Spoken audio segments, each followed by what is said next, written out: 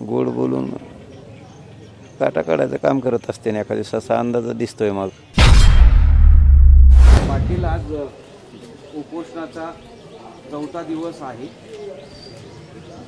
जी माहिती मिळते की आज सरकार पातळीवर एक दोघे जण येऊन तुम्हाला भेटणार आहेत असं कळलं. पण प्रत्यक्षात काही या 2-3 दिवसांमध्ये आत्तापर्यंत काही संवाद झाला आहे का प्रशासन किंवा सरकारी पातळीवर? नाही झालं, कोणाशी संपर्क नाही झाला.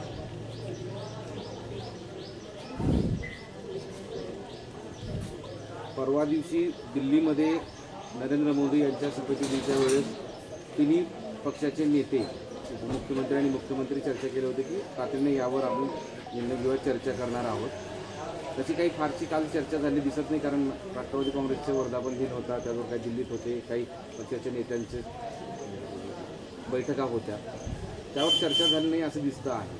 त्यावर तुमचं काय म्हणणं? आता इकडे आमरण उपोषण कठोर चालू आहे. बैठका घेऊ, निर्णय काढू, दाटोमोठी लाडीगुडी लावित असतील मराठ्याला. गोड बोलून काटा काढायचं काम करत असते ना, एखाद्या दिवसाचा अंदाज दिसतोय मग. एकीकडून म्हणायचं आम्ही तातडीनं मार्ग काढतो, आणि इकडं कठोर आमरण उपोषण सुरू आहे. तातडीनं मार्ग काढतो म्हणायचं, 5-5 दिवस होऊ द्यायचे. म्हणजे याला डावसुद्धा असू शकतो असं वाटतं, शक्यता अशी वाटते, अंदाज आहे. त्यांना जर मराठ्याची माया असते 4-4 दिवस उगूच दिले नसते त्यांनी. छगन भुजबळ असं म्हणाले की जे आरक्षण दिलं आहे ते टिकणार आहे, विनाकारण वाद वाढवू नये. तू नको सांगू म्हणा, आम्हाला कळतं. मागच्या वेळेला दादा तुम्ही तर ते असंही म्हणाले की मराठा आरक्षणामुळे आम्ही पडलो नाही, आणि तसं समजू पण नका. थोडं थांबा ना, कळलं तुला. एकीकडे सांगायचं की चर्चा करतोय, दुसरीकडे अशा पद्धतीनं भूमिका मांडायची, तर हे केवळ तुम्हाला खेळवण्याचं चालू आहे का? वाटतं तसं. दादा, मागच्या वेळेला तुम्ही उपोषण केलं होतं, त्याला सुद्धा 4-5-6 दिवस झाले होते, मात्र सरकारनं कोणतीही दखल घेतली नव्हती. यंदाही यावेळेलाही तसा प्रकार घडू शकतो दिसतो अंदाज.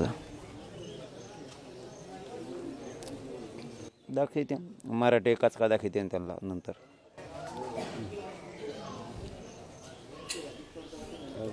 वैद्यकीय पथकाकडून कालपर्यंत तपासणी करण्यात आलेली होती.